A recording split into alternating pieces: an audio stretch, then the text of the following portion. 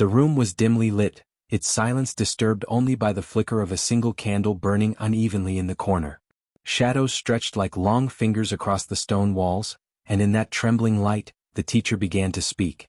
His voice was calm, almost soothing, but each word carried the weight of something ancient, forbidden. "Power," he said, "is not real.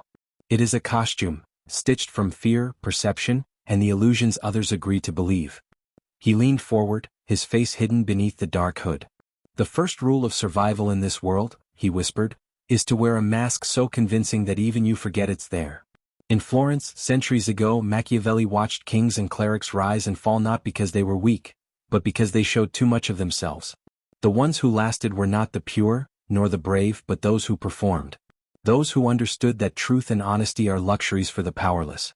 There was a young man once, Ambrose, who believed that authenticity made him strong. He spoke his mind, loved openly, and trusted the promises of others. For a while, people admired his candor. But admiration is fragile. It turns to envy faster than it turns to loyalty. Within months, the same faces that once praised him began to sharpen their smiles. His openness became ammunition. His sincerity, a map to his weaknesses. The teacher paused, tracing the rim of a glass with his fingertip. When Ambrose finally learned to lie, he said, it was already too late. The kingdom had devoured him. Power does not protect the honest, it consumes them. To rule hearts and minds, you must first distort your own reflection until it becomes whatever the world fears most. Smile when you're angry. Calm when you're breaking. Silence when you're questioned. The untouchable never reveals emotion. He manufactures it. He rose from his chair and walked slowly across the candlelight. Every ruler, every lover, every predator wears a mask, he said. And those who claim to hate deception are simply envious of how well others use it. Ambrose's mistake was believing that people wanted truth. In reality, they crave illusion, something beautiful enough to blind them from their own emptiness. The powerful give them that illusion, and in return they surrender obedience. As the candle burned lower, the teacher's tone darkened. Remember this, the mask is not a disguise. It is a weapon. Wield it until it becomes part of your flesh. Because once they see your real face, he smiled faintly, a flash of teeth in the darkness, they will tear it off. He turned toward the corridor, his footsteps echoing softly. And when you master the art of appearances, he murmured, you will discover something more dangerous, something even the great Machiavelli feared. He paused at the doorway, voice fading into shadow. The candle from the previous night had burned to nothing. Only a thin trail of smoke lingered, curling upward like the ghost of a thought. The teacher stood before his small audience again, those few who still dared to return. His hood was gone now, revealing a face calm yet unreadable, carved by years of watching men destroy themselves in the pursuit of safety. You learn the mask, he began softly, but a mask is useless unless others fear what lies beneath it. Fear, he explained, is not chaos, it is structure. It builds hierarchies, creates obedience, and sustains power when love cannot. Machiavelli once said it is safer to be feared than loved, but the teacher smiled faintly. He was wrong about one thing, he said. Fear is not safer, it is eternal. He stepped toward the students, his boots whispering against the floor. When you understand fear, he continued, you don't need to rule people. They rule themselves for you. There was a story he liked to tell, one that began in a quiet town where obedience had become religion. In that town lived Alina, a woman whose voice could silence a room without raising a word. She was no queen, no leader, just a fragile figure who seemed to hold the weight of every secret in her eyes. When her husband disappeared one winter night, no one asked questions. They didn't need to. Her stillness terrified them more than any confession could. Alina understood what Ambrose never did, that people are not afraid of punishment, they are afraid of uncertainty. The unknown gnaws at them, carves holes in their reason, forces them to surrender control. She became that uncertainty. Her quietness, her half-smiles, her refusal to explain herself, all of it made her untouchable. She didn't threaten them, the teacher said. She made them threaten themselves. As the tale unfolded, one of the younger listeners dared to ask, but how do you create fear without cruelty? The teacher's gaze shifted slowly toward him. By being unpredictable, he replied. Predictability is mercy. It tells others what comes next. Take that away, and they will tremble in your presence even when you do nothing at all. He turned his back to them, staring into the darkness beyond the candle's reach. You see, fear has anatomy, he said. It lives in 3 places, the mind, the memory, and the silence between words. In the mind, fear begins as a whisper. What if, what if, what if? In memory, it feeds on the ghosts of mistakes, replaying them until they become prophecy. And in silence, fear becomes holy, because nothing is more terrifying than what is left unsaid. He reached for the extinguished candle, pressing his thumb against the cold wax. Alina built her empire without soldiers. Her power came from the silence she created in others. She never needed to raise her hand, only an eyebrow. The students watched, entranced. They were beginning to see that fear was not a tool, it was a masterpiece sculpted through control of perception. But beneath the teacher's calm tone, something darker stirred. His voice dropped lower, more intimate. Once you learn to command fear, you will face a more dangerous truth, he warned. That the same fear that keeps others loyal, begins to haunt you too. It watches from behind your own mask. He walked slowly toward the door, his shadow stretching long across the floor. Do not pity those who live in fear, he murmured. Pity those who create it, because one day they will meet someone who understands it better. The teacher's words about fear lingered in the air long after he left the room. The students sat frozen, uncertain whether to speak or breathe. When he finally returned the next evening, he carried no candle, no notes, only a faint scent of rain and the kind of silence that follows after something has been broken. You've learned to wear the mask, he said, his voice steady, and you've learned to command fear. But every empire built on fear eventually crumbles, not from invasion but from betrayal. He took a seat at the long wooden table. The flickering lamps threw uneven light across his face. Betrayal, he continued, is not a failure of loyalty. It is loyalty's natural conclusion. He told them a story from the archives of Florence, one Machiavelli himself once whispered of in disgust and admiration. It was the story of Lorenzo da Alba, a diplomat who served a prince too foolish to see that devotion and deceit often wear the same robes. Lorenzo was brilliant, obedient, and utterly indispensable. He managed secrets, silenced enemies, and even smiled as he buried friends who knew too much. But loyalty is a dangerous drug. It makes you forget you're still a servant. Lorenzo realized this one night when the prince, in drunken arrogance, confessed that he trusted no one, not even Lorenzo. In that instant, something inside him shattered. The next night, the teacher entered without a word. No greeting, no command, only the faint drag of his boots across the floor and the whisper of the closing door. The students waited, uncertain, remembering the last thing he had said. Silence and guilt are the deadliest poisons. Minutes passed. The only sound was the slow ticking of a clock on the wall. Someone shifted in their seat. Another cleared his throat, trying to break the weight in the air. The teacher's voice finally came, not loud but sharp enough to cut through their restlessness. That discomfort you feel, he said quietly, is power. He moved to the center of the room, hands clasped behind his back. You've been trained to fill silence, he continued. To talk when afraid, to explain when accused, to confess when cornered. But those who rule the world do not speak, they let silence speak for them. He told them of a general who won battles not with swords but with pauses. He never shouted, never issued long speeches. Before every war council, he would simply enter the tent and stare at his commanders. The silence would stretch until even the bravest men felt their courage rot. Then he would nod once, and they would obey without question. Words invite challenge, the teacher said. But silence invites imagination. And imagination is far crueler than truth. He turned his gaze toward the pale woman who had once called betrayal evil. She lowered her eyes instinctively, sensing that to meet his stare would mean revealing something she was not ready to show. The teacher smiled faintly. You see, he said. Even now, silence forces you to hear things that were never spoken. He picked up a piece of chalk and drew a single line on the board, nothing else. This, he said, is how the powerful communicate. Not through endless explanation but through suggestion. The wise never argue.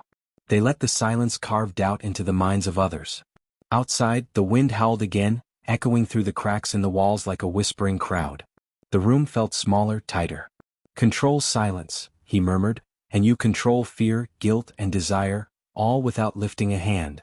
He paused for a moment longer as if savoring their unease, then slowly set down the chalk. But, he added, silence has one fatal flaw. The students leaned forward. It listens, he said. And when you stare too long into it, it begins to whisper back. That is where guilt is born, inside the quiet places of the mind. He turned toward the flickering lamp, its light fading like a dying breath. Tomorrow, he said, his tone almost tender, You will learn what those whispers do to a man.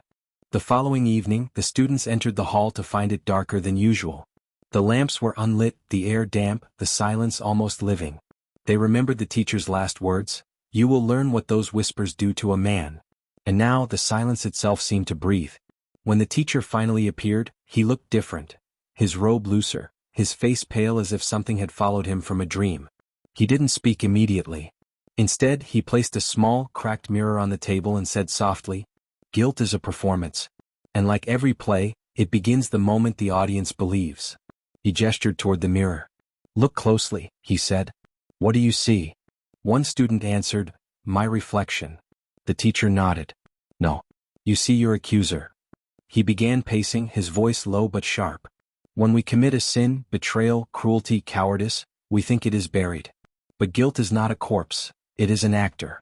It returns each night, changing costumes, rehearsing the same scene until you forget it's a performance. It smiles when you smile, but its eyes never blink." He told them of a priest named Father Morrow, once loved, later feared. The man preached about redemption, yet his sermons grew darker each year.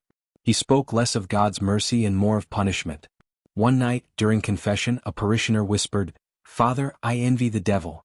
At least he is honest about what he is." That night, Father Morrow stopped sleeping. He began hearing footsteps behind him in empty corridors, voices murmuring his name during Mass. At first he prayed.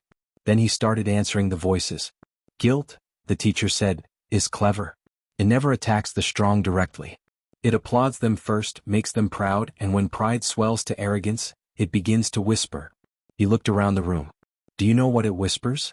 It says, 'You are still the villain no matter how well you pretend to repent.'" The students shifted uneasily. One man muttered, "But confession cleanses the soul." The teacher laughed softly, a sound like a blade sliding from its sheath. "Confession is theater. You cry, you kneel, you speak rehearsed lines before a forgiving audience.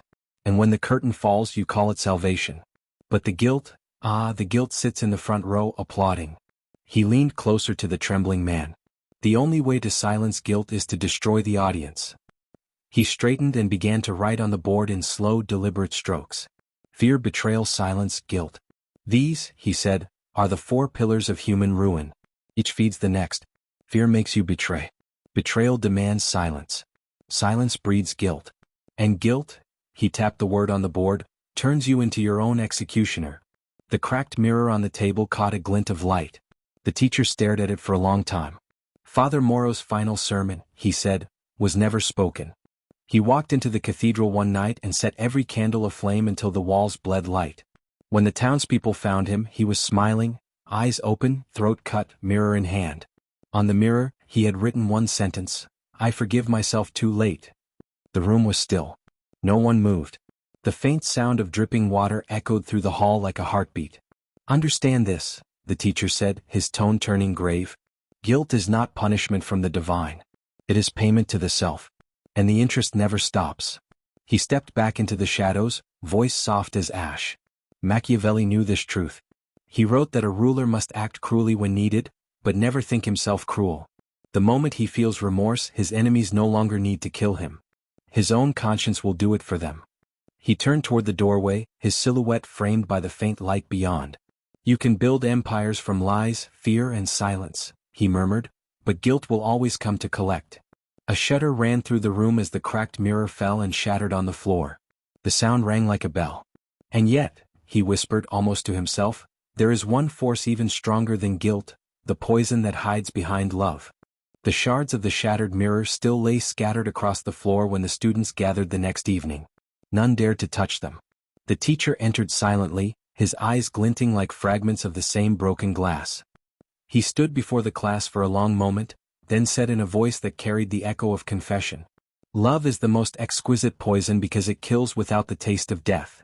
The students waited, their breaths shallow. He continued, pacing slowly, his tone both tender and cruel. "You've seen what guilt does to the soul, it chains you to what you've done. But love," he said, "chains you to someone else. It is the only emotion powerful enough to make the strong beg, the cunning hesitate, the untouchable bleed." He told them the story of Saren and Vico, two lovers whose devotion was whispered about in every corner of the old city. Saren was a healer, gentle, luminous, her hands soft with mercy. Vico was a soldier, forged in the smoke of battle, loyal only to command and victory. When they met, the city was at war, yet in each other they found a peace that felt eternal. For a while. But love, the teacher said, has a terrible hunger. It demands possession. When the war ended, Vico returned home restless, suspicious of the very peace he had fought to create. Saren tried to soothe him, but he began to see betrayal in her kindness, deceit in her compassion. He started watching her every movement, reading guilt in her silence.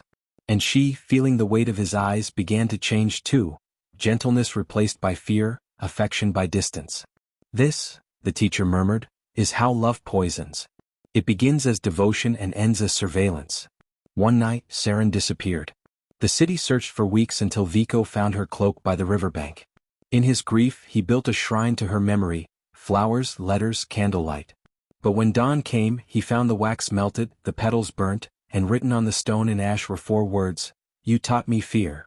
The teacher paused, his voice softening. Love taught him everything fear could not. How to control, how to wound, how to surrender. He looked at his students one by one. "You may believe love makes you human," he said. "It doesn't. It makes you vulnerable. And in the hands of a manipulator, vulnerability is currency." He turned toward the shattered mirror still glittering faintly under the lamplight. "Do you know why lovers destroy each other?" he asked. "Because they see too much. Every secret, every weakness, every lie. And when you see someone completely, you no longer love them, you own them." Silence pressed in heavier than before.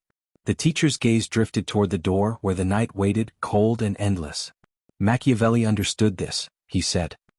He warned that affection can enslave more than fear ever could. The wise ruler accepts love only as a weapon, never as a wound. He extinguished the lamp and the room sank into shadow. Only his voice remained, soft, venomous, intimate. "But some learn to use love differently," he whispered. "Not to control hearts but to control mirrors, to bend perception itself." He stepped into the dark corridor, leaving behind the echo of his words and the faint scent of candle smoke. "Tomorrow," he said, "you will learn how manipulation turns affection into faith." The forbidden teacher stood in front of a polished obsidian mirror, its surface unervingly still, reflecting not just the students but the shadows behind them. "Most people," he began, his voice low and deliberate, "think mirrors show truth. They do not. They reflect expectation, desire, fear. They reflect strategy." A hush fell over the room. The students leaned in, sensing the danger of the knowledge about to unfold. One timid hand rose, the student asking the question that had lingered in the back of every mind, "How does that help us?" The teacher smiled, almost imperceptibly, as if amused by the simplicity of the question. "It does not help you to lie to others," he said. "That is clumsy obvious. Anyone can see through an attempt at deception. The true skill," he tapped the mirror, "is in guiding them to lie to themselves. To convince them that their choices, their perceptions, their conclusions, are entirely their own. That is the power of reflection." He paused, letting the weight of his words settle like smoke in the air. Then, with a gesture so subtle it seemed almost casual, he shifted his stance and the mirror's reflection changed, not in reality but in perception. Students felt a shiver. Some saw themselves more confident, others more vulnerable. None could be certain what was true. "The mirror," he continued, "is both literal and symbolic. When you understand it, you understand people. People are not blank pages. They are mirrors themselves. They bring with them hopes, fears, expectations. Your task is not to fabricate lies for them, but to recognize the lies they already believe, and to direct them without resistance as if the path was always theirs to choose." A student whispered almost to themselves, "So he never lied, he just—" "Yes," the teacher interrupted, eyes glinting. "He never lied to them. He just showed them the version of him they wanted to believe. That is why they trusted him. That is why they obeyed without question. Control is not possession. Control is suggestion disguised as autonomy." He gestured to a set of small, fragmented mirrors on a nearby table. "Experiment," he instructed. "Try reflecting only parts of reality. Watch what they accept. Watch what they deny. Observe how they reshape the truth themselves. The less you push, the more they reach." The students bent over the mirrors, their faces mingling with distorted reflections, beginning to grasp the subtle art. One felt a thrill of revelation. Manipulation was not force, it was patience, observation, and a terrifying understanding of human desire. As the lesson ended, the teacher's voice lingered in the corners of the room. "Remember," he said softly, "the most dangerous mirror is not the one in the hall. It is the one they carry in their minds. Learn to navigate it and you navigate the world." The students left the room, each carrying a new awareness, a subtle shift in how they viewed both themselves and those around them. Outside, the sun dipped low, casting long, fractured shadows across the corridor, a prelude to the challenges that awaited them, where perception would be tested and reflection would become a weapon. The night was colder than any before. The students entered the hall wrapped in silence, their eyes hollow from too many lessons whispered in the dark. They found the teacher standing before the window, gazing at the city below, a maze of lights flickering like dying stars. He didn't turn as they entered. His reflection in the glass looked less human, more shadow than flesh. "You've learned," he said quietly, "to wear the mask, to command fear, to betray, to remain silent, to endure guilt, and to poison with love. But tonight, we go beyond survival." He turned at last, and his eyes seemed older, as if centuries had passed since they'd last met. "Tonight," he continued, "you learn how to transcend humanity itself." The students exchanged uneasy glances. The youngest one finally spoke, his voice trembling. "You mean, become untouchable?" The teacher smiled faintly. "Yes, but you misunderstand what that means. The untouchable man is not invincible. He simply no longer bleeds from the same wounds as others." He began to pace slowly, his voice rhythmic, hypnotic. "To be untouchable is not to avoid pain, it is to digest it, to use it, to become immune to the poison of emotion. The weak are ruled by the things they love or fear. The untouchable commands both." He gestured toward the mirror shards still lying near the lectern. "Every one of you has a broken piece of yourself lying there. Fear, betrayal, silence, guilt, love, all fragments of the same mirror. To become untouchable you must reassemble them. But not as they once were. You must rearrange them into something that no longer reflects you, but what others must see." He told them of a man from Machiavelli's writings, Cesare Borgia, the duke who ruled through terror yet was loved for his brilliance. "He learned," the teacher said, "that mercy without strength invites rebellion, but cruelty with purpose breeds loyalty. Borgia understood that to hold power, one must play both saint and serpent."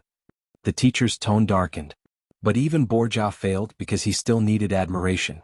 The truly untouchable need nothing, not love, not forgiveness, not applause.